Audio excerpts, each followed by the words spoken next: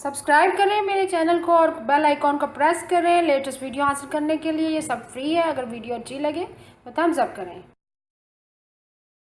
अस्सलाम वालेकुम, welcome to my channel cook with Shaheen. आज मैं आपसे करेले गोश्त बनाने की रेसिपी शेयर कर रही हूँ। चले अपनी रेसिपी को हम स्टार्ट करते हैं। करेले गोश्त बनाना स्टार्ट करते हैं।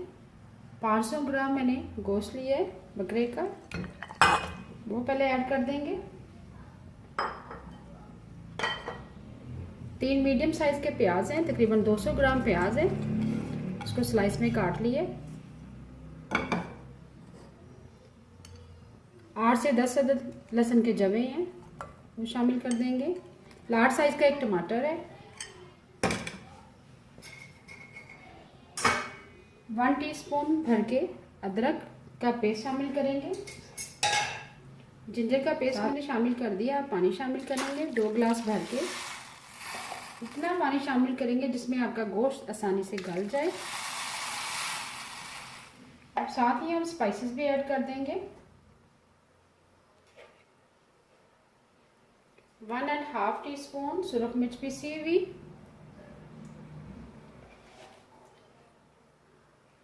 1 टीस्पून लेवल नमक, 1/2 टीस्पून हल्दी पाउडर। अब मिक्स करेंगे। स्पाइसेस आप अपनी मर्ज़ी से कम या ज़्यादा कर सकते हैं। अच्छी तरह से मिक्स करने के बाद कवर कर देंगे। जैसे ही गोश्त हमारा अच्छे से गल जाएगा, सॉफ्ट हो जाएगा, फिर हम ऑयल शामिल करके भूनेंगे और भूनने के बाद करेले शामिल करेंगे। अब लो फ्लेम पर गोश्त को पकाएंगे। गोश्त को हमने एक तरफ पकने के लिए रख दिया, दूसरी तरफ हम करेले काट लेंगे। करेलों को मैंने एक दफ़ा पानी से अच्छी तरह वॉश कर लिया है। ये देखिए इस तरह काटेंगे। करेलों को हम बीजों समेत काटेंगे। पहले आगे से डंडी काटेंगे ये, फिर पीछे से थोड़ा सा। छिलका हम बिल्कुल नहीं उतारेंगे, छिलके समेत काटेंगे। देखिए इस तरह।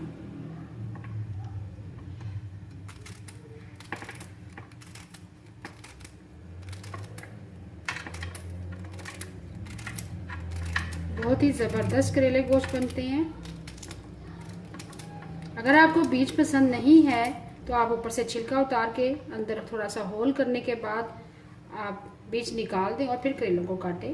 अब करेले इसी तरह बाकी करेले भी हम काट लेंगे और उसके बाद हम नमक लगाएंगे करेलों को। तमाम करेले मैंने काट लिए हैं, अब नमक लगाएंगे। करेले मैंने 700 ग्राम लिए, 2 टीस्पून भर के। नमक लगाने का मकसद ये है कि करेलों में से थोड़ी सी कड़वाहट निकल जाए। अच्छी तरह से मिक्स करेंगे।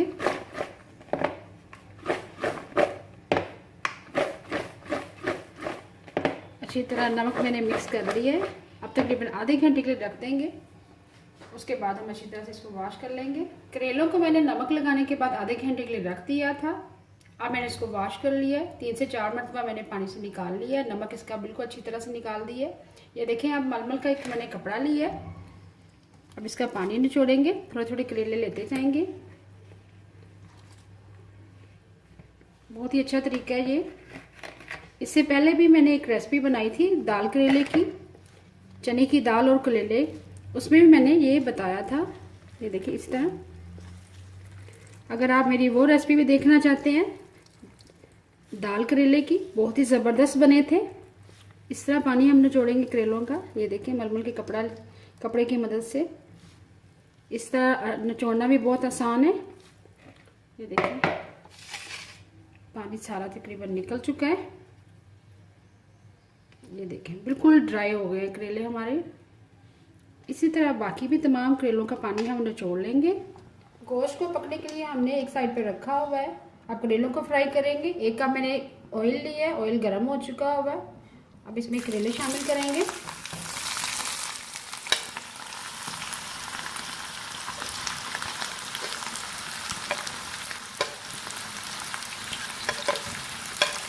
करेलों को हम मीडियम फ्लेम पर फ्राई करेंगे।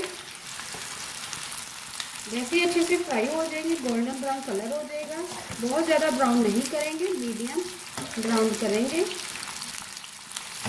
कलर अच्छा सा आ जाएगा, फिर निकाल लेंगे। फिर थोड़ा सा प्याज डालेंगे, उसको भी थोड़ा सा फ्राई करेंगे। करेलों को हमने मीडियम फ्लेम पर फ्राई कर लिए। अब करेले हम निकाल लेंगे।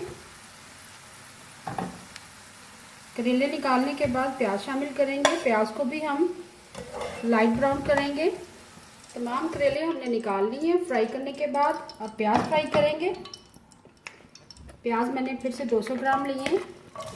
प्याज ज़रूर शामिल करेंगे इसलिए कि वरना फिर करेले गोश्त हमारे ड्राई बनेंगे बिल्कुल।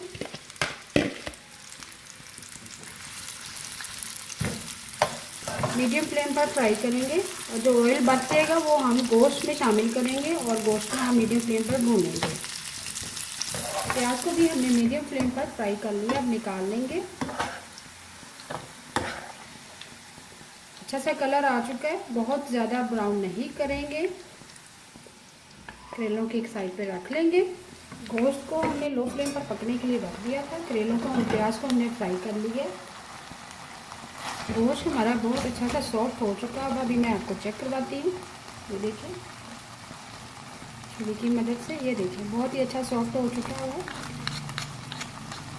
अब वही वाला ऑयल हम शामिल कर देंगे जिसमें हमने प्याज और करेले फ्राई किए थे। ऑयल ज़ाया नहीं करेंगे, यही ऑयल शामिल करेंगे, इससे बहुत ही अच्छा अरोमा आएगा।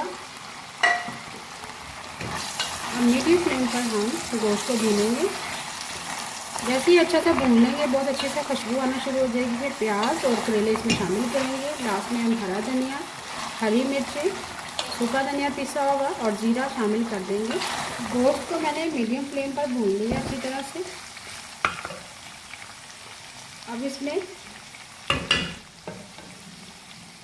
करेले शामिल करेंगे। साथ ही हम प्याज भी शामिल कर देंगे। प्याज और करेले मैंने शामिल कर दिए। और 1 टीस्पून सूखा धनिया पिसा हुआ शामिल करेंगे। 1 टीस्पून जीरा,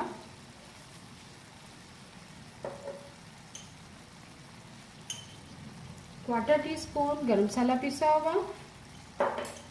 लास्ट में हम एक अदर टमाटर ऐड करेंगे, स्मॉल साइज का टमाटर है। 5 से 6 अदद हरी मिर्चियाँ छोटे साइज की। और आखिर में हम हरा धनिया शामिल करेंगे। शामिल करने के बाद अच्छे से मिक्स करेंगे। अच्छी तरह से मैंने मिक्स कर लिया। मिक्स करने के बाद कवर कर देंगे और तकरीबन 5 मिनट के लिए लो फ्लेम पर पकाएंगे। 5 मिनट के लिए लो फ्लेम पर कवर कर दिया था। बहुत ही ज़बरदस्त करेले गोश्त रेडी है। बहुत ही ज़बरदस्त खुशबू आ रही है। बहुत ही मज़ेदार करेले गोश्त तैयार है। उम्मीद है आपको आज की रेसिपी पसंद आई होगी। आपको अगर आज की रेसिपी पसंद आई है प्लीज़ मेरे चैनल को सब्सक्राइब करें, लाइक करें, कमेंट करें और शेयर करें। Thank you.